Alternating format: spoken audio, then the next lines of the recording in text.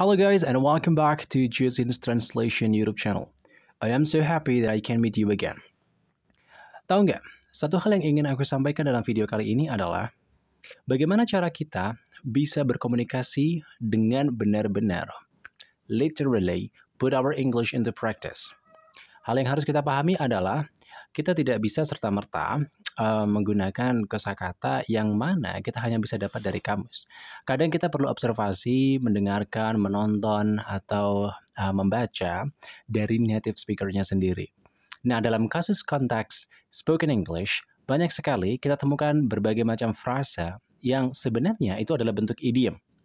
Nah, dari observasi Jusin akan berikan 20 idiom yang paling sering banget digunakan oleh native speaker dalam spoken English sehingga kalian bisa mengetahui konteksnya lebih enak lagi.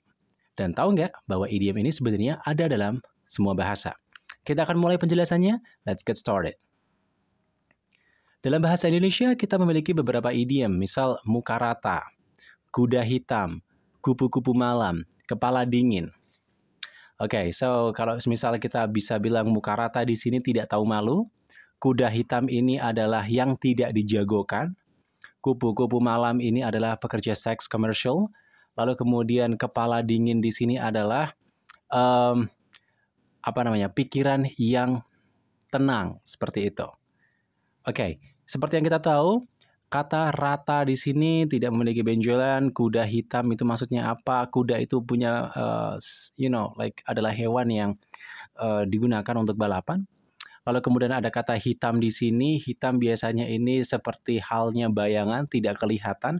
Tapi karena kuda ini sifatnya lari dan bisa saja bisa kasih surprise bahwa dia bisa menjadi yang diunggulkan at the end. Jadi yang awalnya disepelekan bisa menjadi yang diunggulkan at the end. Nah, ini tetap memiliki korelasi dengan artinya sebenarnya karena pendekatan literaturnya menggunakan metafor. Lalu bagaimana dengan bahasa Inggris? Oke, langsung saja kita mulai dari yang pertama. Coba perhatikan di sini ekspresi yang kalian dapatkan adalah blind alley. Nah, alley di sini adalah gang atau jalan sempit atau lorong dan blind di sini artinya buta. Misalnya kita temukan ada kata gang, lalu kemudian kata-kata buta, maka bisa kita asumsikan bahwa jalan itu tidak ada jalan keluarnya. So we can say in this context, suram tidak ada harapan, like no hope to find out the way out. Okay? So we can say no hope. Enak. Contohnya adalah, Jonathan's present as a salesman looks like a blind alley. Little wake and long work time. Pekerjaan Jonathan saat ini sebagai penawar tampak suram, tidak ada harapan, gaji sedikit dan waktu kerja yang lama. Oke, jadi menggunakan blind alley lebih enak daripada no hope. Alright, it's coming more casual. Lalu kemudian selanjutnya, yang kedua, ekspresinya adalah angle for something or someone. Angle di sini kita artikan sudut. For artikan karena atau untuk atau karena sesuatu atau seseorang. Jadi kita melihat seseorang atau kita mencari sudut untuk melihat sesuatu atau melihat seseorang. Bisa kita artikan sebagai mencari perhatian. We just try to find an angle for somebody else or for someone. Okay? When she mentioned her new dress, it was obvious that she was angling for compliments. Wow, she was angling for compliments, not, kita bisa gunakan seek for attention. Oke, kita bisa gunakan itu juga mencari perhatian. Atau kita bisa juga misal kita yang tertarik seperti itu. Kalau responnya kita bisa gunakan istilah yang lain, yakni apa? Catch eyes. Nah, ini juga bisa diartikan menarik perhatian. Oke? Ketika dia mengatakan tentang gaun barunya, jelas sekali dia sedang mencari perhatian atas pujian. So, kalian bisa gunakan 3 kata ini dari mulai idiom, lalu kemudian phrasing, dan juga collocation. You can find these words. Jadi, satu ekspresi, beberapa kata yang bisa digunakan. Lalu kemudian, selanjutnya, a party animal. Wow, a party artinya pesta, animal artinya hewan, Konteksnya apa? Seseorang yang suka bersosialisasi atau hewan yang suka ada di kerumunan, like an animal tend to be in a colony, atau orang yang suka berpesta. Contohnya adalah, although Munawar often travels over the different parties, he's able to adapt well there. He is a party animal. Meskipun Munawar sering pergi ke pesta yang berbeda, dia bisa beradaptasi dengan baik. Dia orang yang suka bersosialisasi. So you can say a party animal. Alright. Or in the party or in the political context, we can say socialist. Okay? You got it? That's good. And then, that's the following. Have a lot to answer for. Yep, this is a phrase. Have a lot. Jadi punya banyak. Okay. Menjawab. Okay, untuk atau karena. Alright. So dalam hal ini kita bisa artikan penyebab terjadinya sebuah masalah. Okay, have a lot to answer for. Parents who do not control the children have a lot to answer for it. Artinya apa? Penyebab masalah di sini kalau dalam bahasa Indonesia bisa kita artikan dia itu punya banyak jawaban untuk menjelaskan itu. Dia punya banyak kata buat dijawab. Dia harus jawab pertanyaan semuanya. Nah, penyebab dari sebuah masalah. Orang tua yang tidak mengawasi anak-anaknya adalah penyebab masalah. And then the following here, to answer back. To answer back. Menjawab, lalu kemudian back kembali. Oke, kita bisa gunakan membantah yang dalam bahasa Inggris kita artikan deny, atau menjawab dengan kasar, atau answer rudely. Alright, so to answer back. Kemudian, dalam contohnya, Malin Kundang's story taught us two things. We were not supposed to be shy where we came from, and answered back our mother's statement. Cerita Malin Kundang mengajarkan kita akan dua hal. Kita tidak sepantasnya malu dari mana kita berasal dan membantah perkataan bunda. So you can use to answer back. Oke, atau membantah. Kamu ngejawab. Nah, sebenarnya kayak gitu dalam bahasa Indonesia. Kamu tuh kalau dikasih tahu ngejawab ya. Nah, that's it. Kemudian selanjutnya, a bad apple. Alright, a bad itu buruk, sedangkan apple di sini buah apel. Orang atau sesuatu yang berwatak buruk. Oke, menariknya di sini kata apple itu merupakan bentuk representasi. Seperti yang kita tahu dalam sejarah Christians dan juga sejarah Adam, like Eve. Dulu kita tahu mereka human atau manusia itu direpresentasikan dengan buah apel, gitu. Terutama untuk Inggris ya. Lalu kemudian kalau misal ada bad apple itu artinya apple merujuk ke orang, bad itu keburukan, maka orang yang berperingai buruk. In Tom and Jerry serial movies, they both get the role as a bad apple interchangeably.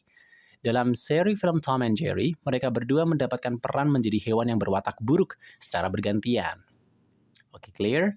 Lalu kemudian selanjutnya, the apple of one's eyes. Oke, the apple here, orang, kita asumsikan ini adalah orang of one eyes, dari mata yang lain. Jadi you are the apple of my eyes artinya adalah apa yang ada di dalam mataku itu hanya ada dirimu. Asik. Jadi bisa kita sebut sebagai orang yang kita sayang atau kesayangan. Contohnya, she really loves her husband anyway. He's the apple of her eyes. Dia amat mencintai suaminya. Dia adalah suami kesayangannya. Her, the apple of her eyes. Lebih enak. Alright. Atau bisa kita sebut sebagai beloved. Kalau mau lebih enak lagi. Dalam konteks literal word, bukan idiom. Selanjutnya, arm in arm. Arm itu lengan, in arm. Jadi bergandengan. Jadi kan seperti yang kita tahu kalau misal ada orang demo, mereka akan membuat pagar orang kan. Nah, dalam membuat pagar orang itu mereka ada intersection, persinggungan, yaitu menjalankan lengan mereka menjadi satu kayak rantai, sehingga kita bisa sebut ini dalam bentuk idiom menjadi protes. Jadi kalau misal kita tolong menolong, kita menggunakan kata bahu membahu. Tapi di sini lengan dan lengan itu biasanya kita gunakan untuk protes, gitu. Contohnya adalah Educational and Cultural Minister was arm in arm to over bullying in schools. So, Menteri Pendidikan dan Kebudayaan memprotes tindakan perpeloncoan di sekolah. Alright, so we can say protest, or kita gunakan phrasal verb fight for, it's okay. Yep. Lalu kemudian selanjutnya, have been around. Have been itu konteksnya adalah perfect yang artinya sudah. Lalu kemudian around here, sekitar atau berkeliling. Nah, dalam konteks ini kita bisa gunakan berpengalaman atau banyak perjalanan. Dalam bahasa Indonesia kita sudah makan banyak garam. Oke, sudah banyak makan garam.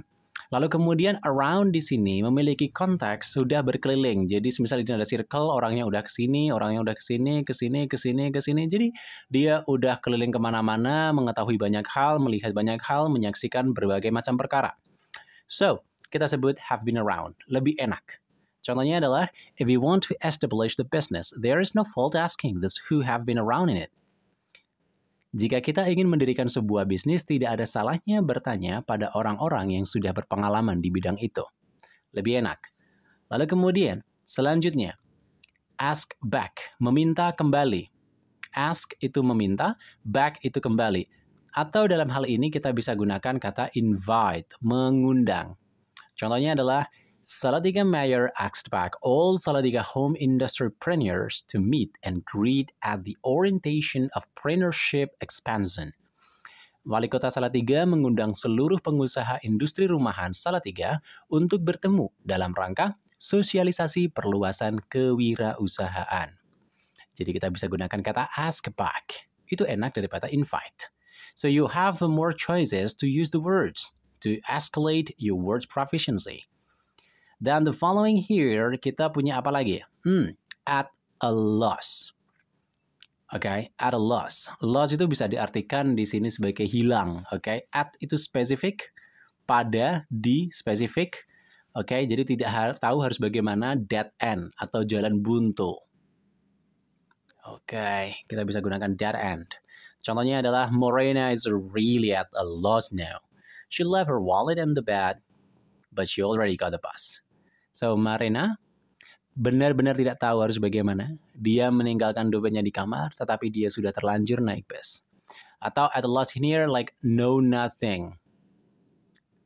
Oke, atau nothing we can do. Nothing I can do. Nah, ini adalah beberapa ekspresi yang bisa kalian gunakan juga.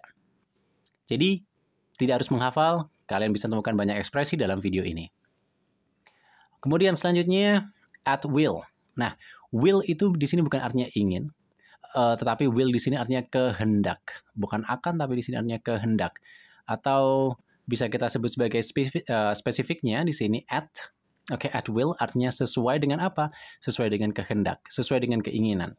We can read the various books at will, unless they are not provided. Kita bisa membaca beberapa buku, ya kan? Membaca buku yang berbeda sesuai kehendak kita, kecuali jika buku itu tidak tersedia. Gitu. Lalu selanjutnya, pet aversion. Oke, sesuatu atau seseorang yang dibenci. Alright, di sini coba perhatikan di sini ada kebencian, lalu kemudian pet di sini adalah peliharaan. So, Miss Nadia has never taught us to get a people as a pet aversions. Bu Nadia tidak pernah mengajarkan pada kita untuk membenci orang lain. Lalu kemudian selanjutnya get the axe. Axe di sini kapak yang biasanya digunakan untuk cut down the tree. Nah, kapak di sini direpresentasikan sebagai decision, keputusan dalam konteks pekerjaan. Bisa juga di sini kapak itu digunakan untuk statement, itu juga bisa. Itu yang direpresentasikan. So get the axe itu artinya di PHK atau dipecat. Contohnya, Wilson wouldn't go to the office anymore because he got the axe. Wilson tidak akan pergi ke kantor lagi karena sudah dipecat. Oke, udah ditebang ya. Ibarat kata bisnis itu pohon, lalu kita bagian dari pohon itu, lalu kemudian kita dikapak dan kita fell off the tree. Gitu aja. Kemudian selanjutnya, back and forth. Back itu mundur, forth maju, mondar-mandir. Contohnya, Sunny has to go back and forth between school and the house because she forgets bringing a notebook. Sunny harus mondar-mandir antara sekolah dan rumah karena dia lupa membawa buku catatan. Selanjutnya, back in town. Nah, ini menarik. In American English, this word is commonly used. Oke, jadi kembali menunjukkan kehebatan. Misal ada orang yang udah lama ngilang, ya kan? Dia dulu hebat banget. Tiba-tiba dia balik lagi, muncul lagi ke permukaan, orang lain mulai notice. Nah, wow, okay, he's back in town. Oke, itu bisa kita gunakan. Back in town. Contohnya, having won Premier League in the previous season, Leicester Football Club was not able to be back in town this year. Meskipun telah memenangkan Liga Domestik tahun sebelumnya, tim sepak bola Leicester tidak mampu kembali menunjukkan kehebatannya tahun ini. Oke, atau bisa kita gunakan show the strength. Nah, itu juga bisa. Oke. Lalu, kemudian selanjutnya, too bad, terlalu buruk, atau kita bisa gunakan kasihan. Oke, or take a pity. Atau pitiful. Oke. I saw him looking for the key which fell down around the parking area. It was too bad. So, aku melihatnya mencari kunci yang jatuh di sekitar lahan parkir. Dia kasihan sekali. You got it? Lalu kemudian selanjutnya. Badass. Oke, ada dua pengertian di sini. Badass, kalau dalam bahasa Indonesia kita punya kata yang agak kotor, tapi ini menunjukkan arti keakraban. Biasanya dari Surabaya. Jancuk, semisal. Nah, orang yang kejam. Badass itu kita bisa sebut sebagai orang yang kejam. Dari kata bad and S. S itu bokong, bad itu buruk. Badass, orang yang kejam. Tetapi di sini badass itu juga bisa kita sebut sebagai orang yang oke, lo keren banget dalam konteks hubungan persahabatan. So, you're such a badass, man. Itu konteksnya yang baik. Tapi in the term of the generality, so we can say badass, orang yang kejam. Contohnya, we might not be able to forget the past. What badass did toward our ancestor was cruel. The word keeps going on. The modern badass is not those who colonialized, but who do not share the knowledge to brighten the mind. Kita mungkin tidak bisa melupakan masa lalu. Apa yang dilakukan orang-orang kejam itu adalah kejahatan. Dunia ini terus bergerak. Orang kejam masa kini bukanlah mereka yang menjajah, namun mereka yang tidak menyalurkan pengetahuan guna mencerdaskan. So you can make it up. That's good, isn't it? And then the following in the back. Alright, di dalam apa? Tas. Oke, di sini in the back ibarat kata kamu ingin cari sesuatu.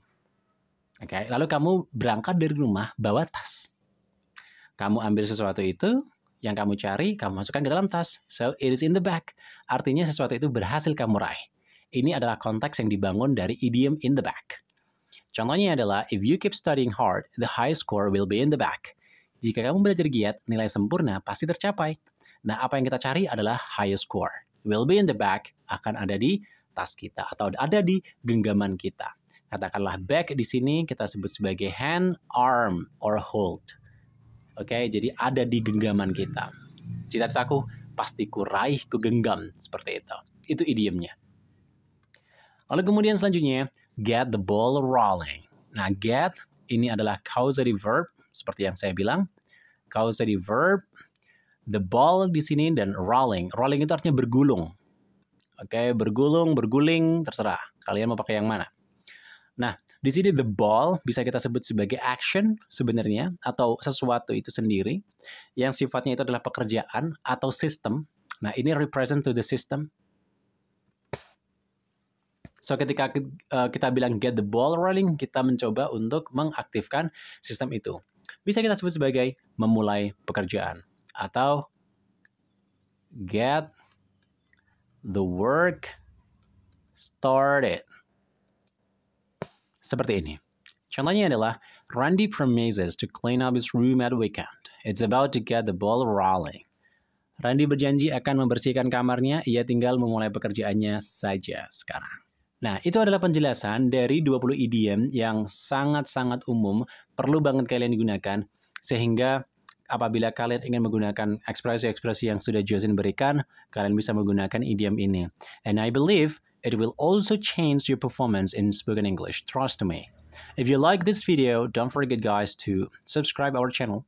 And also if you want more idioms in English, you can even check out our website on www.jusintranslation.com. Okay guys, see you in the following meeting. Bye bye then. Dah.